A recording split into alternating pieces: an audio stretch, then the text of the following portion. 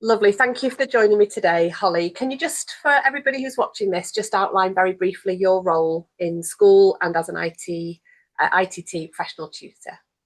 I am Dr. Holly Williams, science teacher over in biology as my main specialist subject, and I am the ITT coordinator. So I invite ITT trainees in school and basically support them through their teaching practice.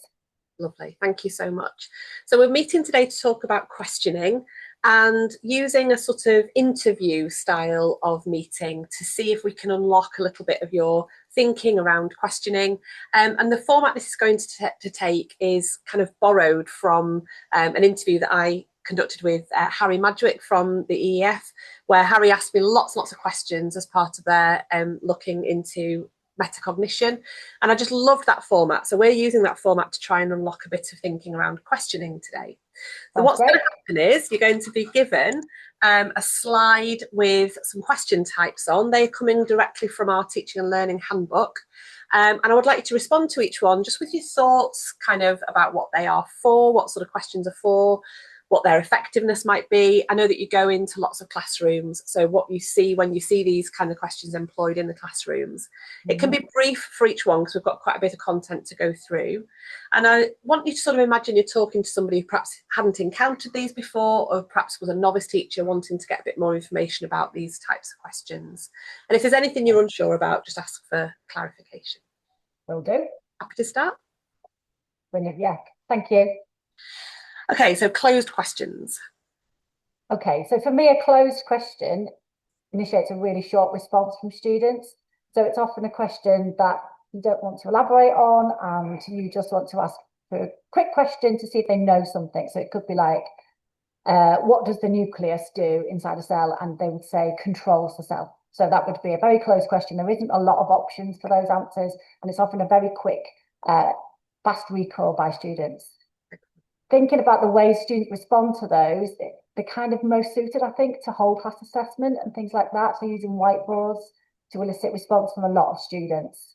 Yes, it would be hard to do a not a closed question for a whiteboard set of answers, wouldn't it? Yeah. So Yeah. that maybe brings us on to the next one then. Thank you for that one. This is open questions. So open questions is where you want a broader variety of response and thinking about a question. So to explore their understanding, it could be more of a sort of more not specific. You want the specific language, but you don't want necessarily a specific way certain things are worded. So for like a definition of something, which is a bit longer. So how do cells differentiate? There are certain words I'd want my students to use, but not necessarily other like sort of tier 1 and 2 words around them. That's up to them. So slightly more open in that sense. But then there's other things you can explore if they've never been taught about how a cell differentiates, for example. You could ask them to think about how a cell might divide and differentiate and change. So that would be a very open question because they're not expected to know the answer necessarily. They've got to try and work it out and explore it. Yeah, lovely. I think some of the question stems change, don't they? So sort of I'm thinking of it as an English teacher example. What does the friar say when he marries Romeo and Juliet? Is a closed question, perhaps a finite set of answers. But why does he agree to marry them? It's a little bit more exploratory and a bit more to expand upon. And certainly in a history context, when did Hitler invade in different parts of Europe? Why did he invade? The kind of question stem of the when and why would take them in different directions there, wouldn't it? And I do think certain subjects really lend themselves to open questions. And sometimes if I watch outside of my subject area, I'm thinking, I really wish I could ask some questions like that more frequently, because definitely an open question for English and history and those sort of like deeper thinking are, really well suited to it. Yeah, excellent. Thank you. And then we've got different types of questions, which obviously might sort of fit into some of the things we've said already. What do you understand by probing questions? So for me, a probing question is kind of a more you're drilling down to more specifics, really, I think. You're maybe having a follow-up question to explore their thinking a little bit more. You are trying to sort of, it's quite challenging, really, a probing question. You're just sort of trying to explore a little bit further following one of the open or closed questions that you've asked. So maybe that's to a group or an individual or something more like that. for Not me. taking at face value what they've said and checking that No, they understand, I think, isn't it? That yeah, probing further. Lovely. And some of these are very similar. So we've got the higher order questions, something like how would you compare the outcome of A to the outcome of B? And this yeah. sort of provokes that analysis, synthesis, and evaluation. Any thoughts on that?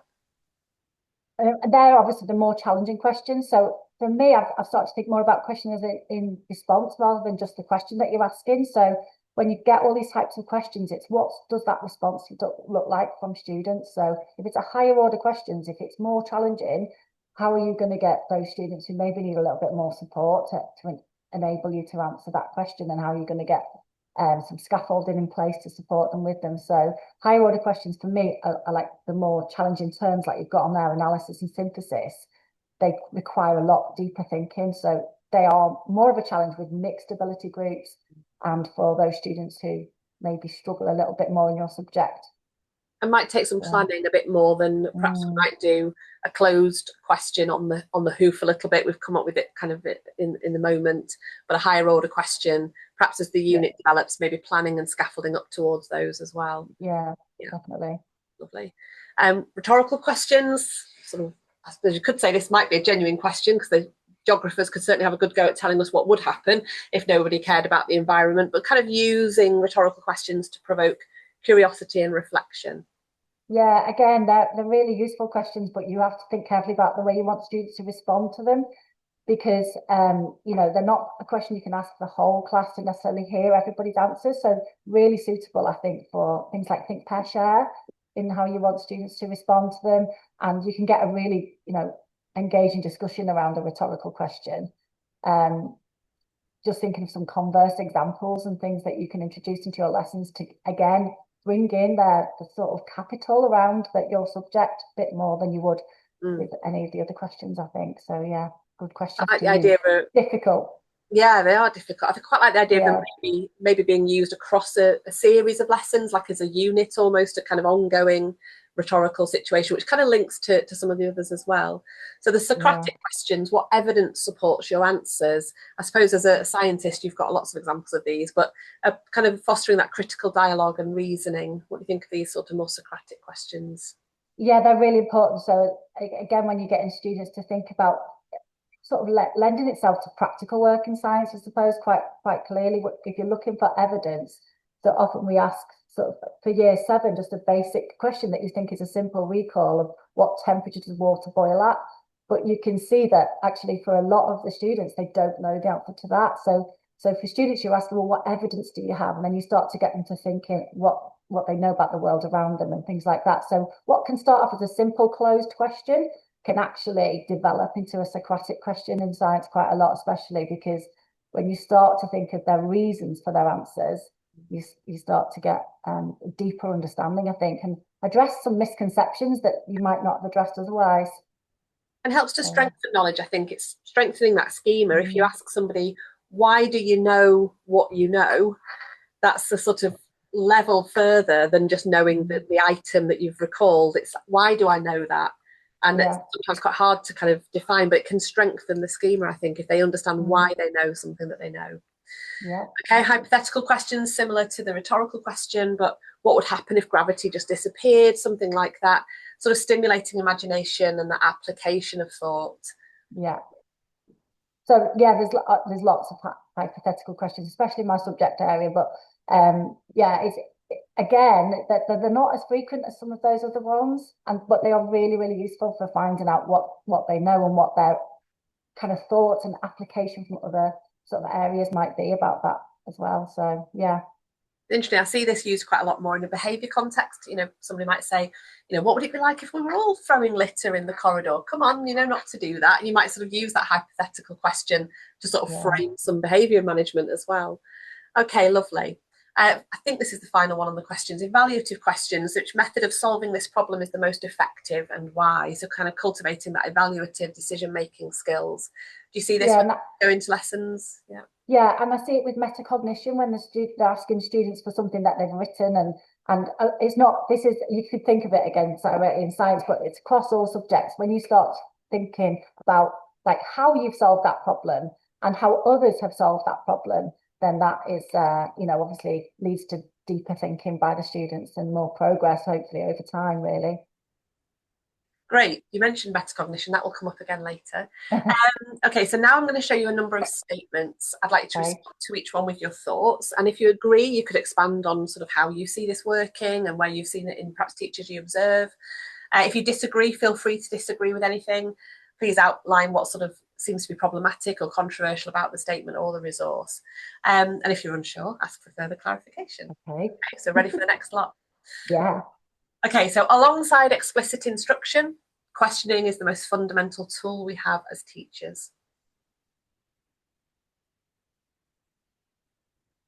I would think that I would agree with that kind of, pretty much, yes, completely. Because actually, I've tried to dissociate really verbal questioning. I think it's too easy to think about questioning something verbal all the time.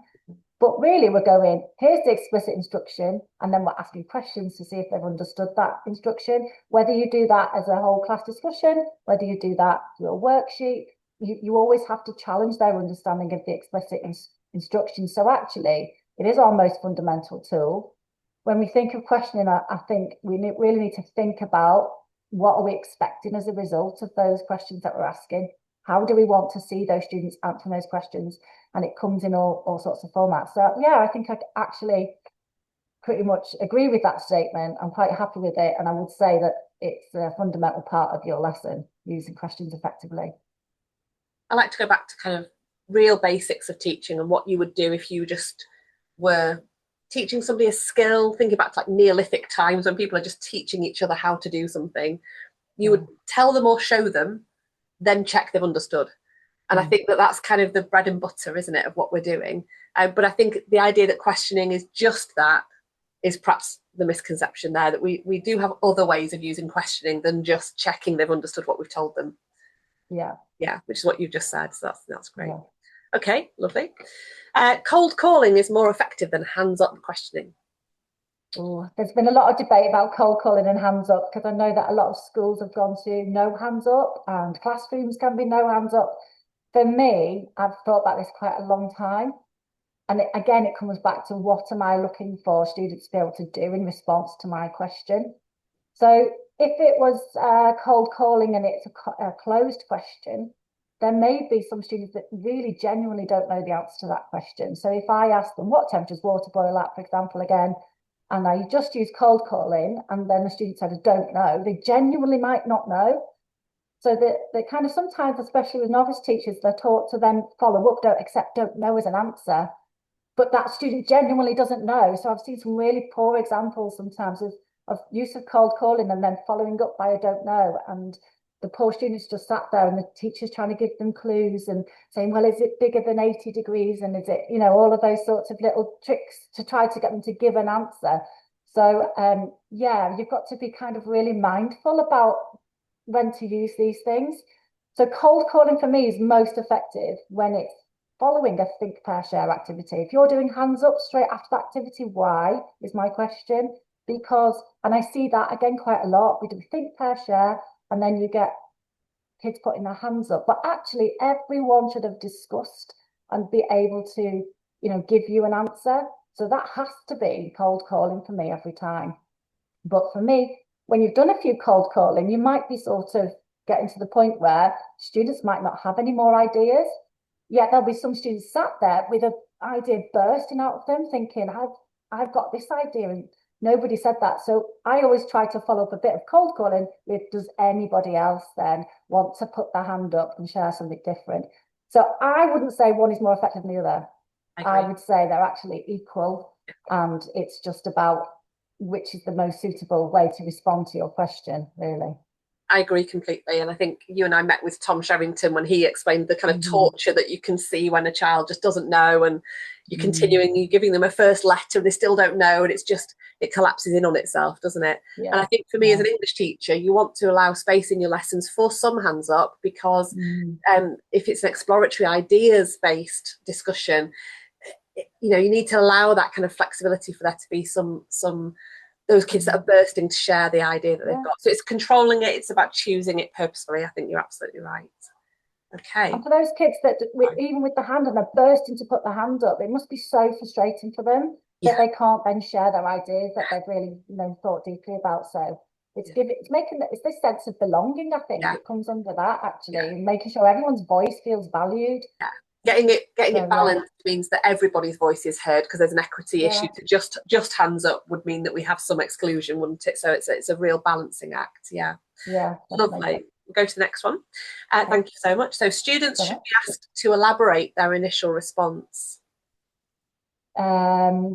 well, this is interesting because having watched quite a lot of teachers, sometimes they can really go, I'm very good at questioning. And you're like, yes, great.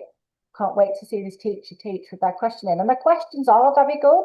But actually, there's a sort of time balance that you've got to always have in the back of your mind. So an initial response might be great, might be not so great.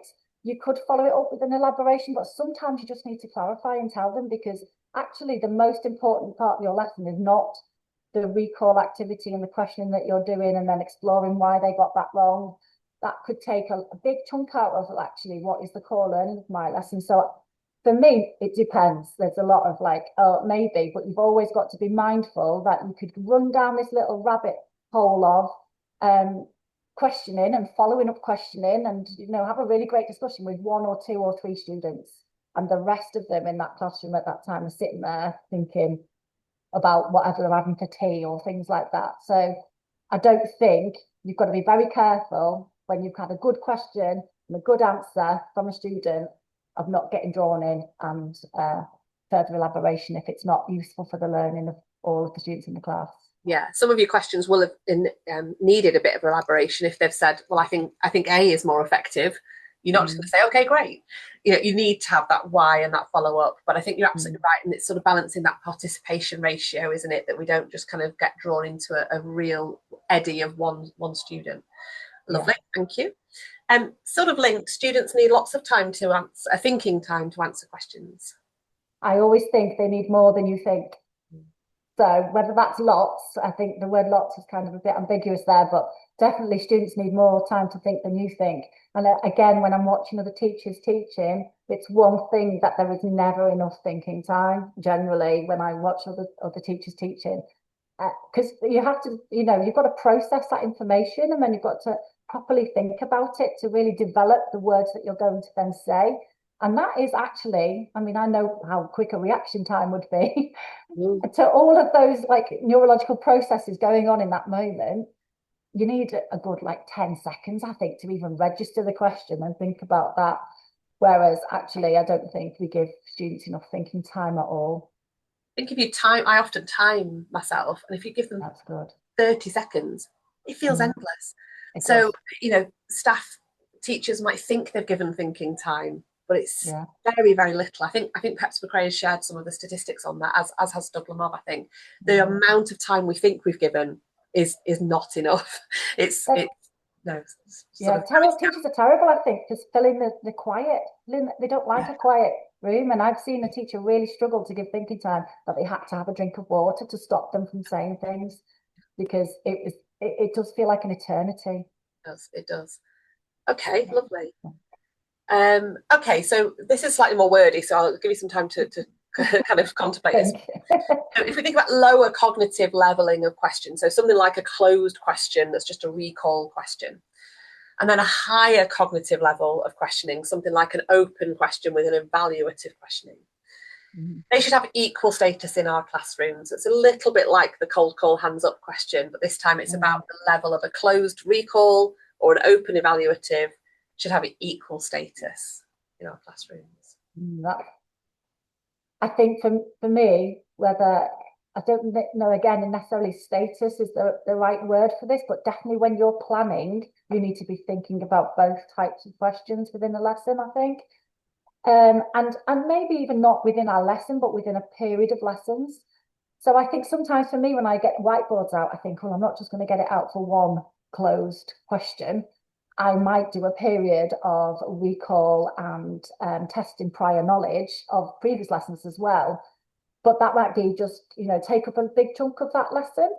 So there'd be less time for the higher cognitive questions. So I think over a scheme, that definitely they should have equal status. It might not be in one lesson that you would see all of those things necessarily happening, both types of questions at equal amounts, but definitely in a scheme of learning, I think they should be well planned.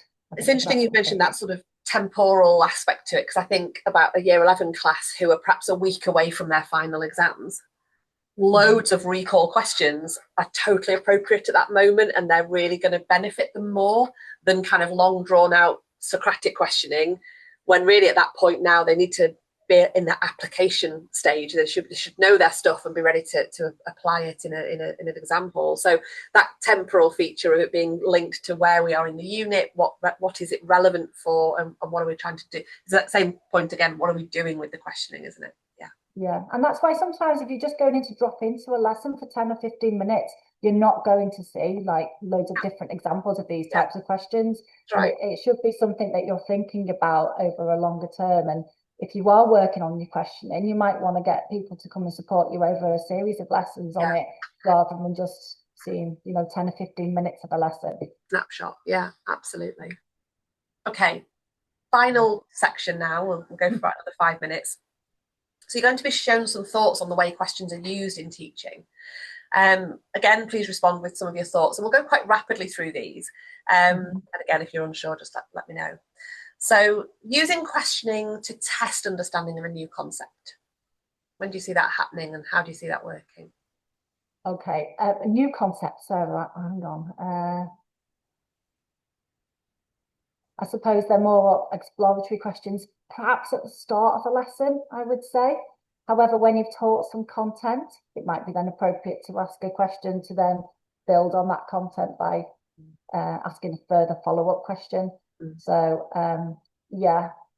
Maybe a bit of a link to prior knowledge as well. I would imagine that you're using questioning to kind of test, where are you up to already? Like, what is your understanding of this in general? Do you know about volcanoes? Do you understand about the sort of tectonic plates at all? And really getting a gauge of that, understand that knowledge.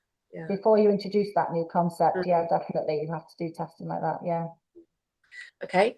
Questions being used to deepen and develop understanding. So kind of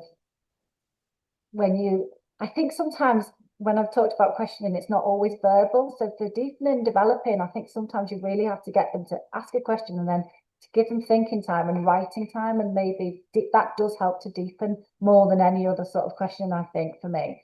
So and develop your understanding. A really well-framed question, and often at GCSE it's an exam question.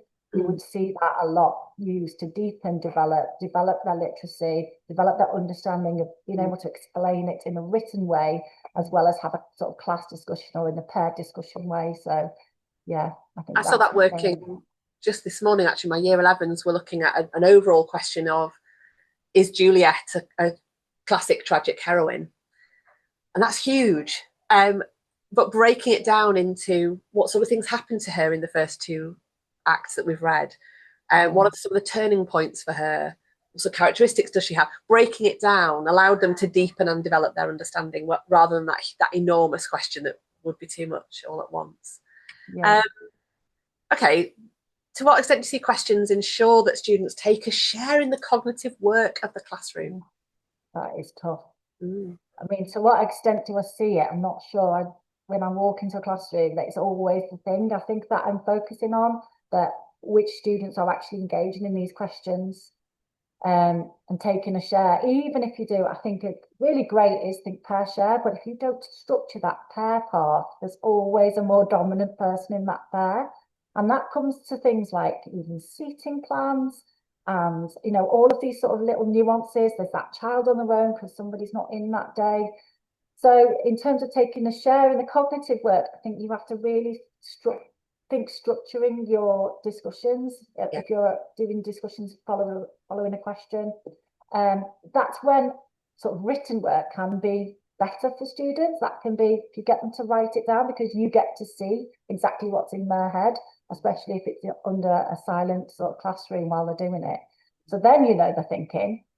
But the sharing part when you're discussing is really hard to make sure it's effective, I think. A lot of the oracy practices that people are trying to improve across schools are to try and make that more robust. Because as you say, if you just say chat to your partner, there's not necessarily going to be some quality conversations there. You need to really teach good oracy skills to make sure that cognitive processing is actually happening. Yeah. Yeah, definitely. This is an interesting one. So, use of questions to help you form and sustain your classroom culture. Okay, yeah, definitely. Questions are, you do have to have a culture for questioning in your classroom when you are asking questions. So one of the most effective ways I see when teachers ask a question is they tell the students how they want the response to be before they ask the question. So they might say, for this question, I'd like to see some hands up if you can tell me. Ask the question, and then you expect to sort of see hands up. Sometimes to get the thinking time a bit longer, you need to sort of say, I would expect to see everybody's hands up to this question. Or I know that something that I've heard you talk about is put your hands up if you think you know the answer, but I won't ask you to explain. Yes. Yeah. A confidence thing to build up students putting hands up. Or when you're doing think, pair, share, you say, I'm going to then randomly pick people to share back their answers, so they know they could be cold called, so they know they have to discuss what you've asked them. So it's so much about culture. So much culture. You've used the phrase before, climate, for questioning, and having questioning climate, and I think you've outlined it beautifully there. I think as well it's that idea that there's a lot of trust and there's a lot of vulnerability in a question being asked of you. There's a pressure there, isn't there? So I think it's definitely a huge part of classroom culture. And I think it's a good place for you to show as a teacher your enthusiasm and your wonder and your joy and awe at what you're teaching. To use some. But also, I think you can share like with students how they feel, because when I was at school, I hated getting picked on asked the questions, and actually, I don't really particularly like it so much now. But I'm a bit better at initiating a response. But I just didn't like that really quick thinking that you're asked to do when you're asked a quick fire question. I'm much very conscious, Holly. That's exactly what I'm doing to you now. Yeah, it's like an interview. This I'm much more of a deeper thinker, I think. So you can empathize and you can share that with your students if that was like you, and that helps to again sustain that and form that culture to say, I know how you feel about this actually, but I'm not gonna make you feel uncomfortable. I am doing this because I'm interested in your ideas and I want to hear from you. And I think that's nice. And one of the things I think in our discussions that I've started to do more and more of is noticing when they are having discussions and saying, I love to hear your discussion about this. Or I saw you gesturing like this in your discussion. Brilliant. What were you talking about? So it starts with a little bit of, support and positivity. And then you're really building a really lovely positive culture there, I think. I often say to my students, I'm really grateful that you've answered, really grateful that you've had a go there. It's a gratitude kind of demeanor, I think is nice to share. And then finally, to create curiosity, to have curious students, to use questions for curiosity.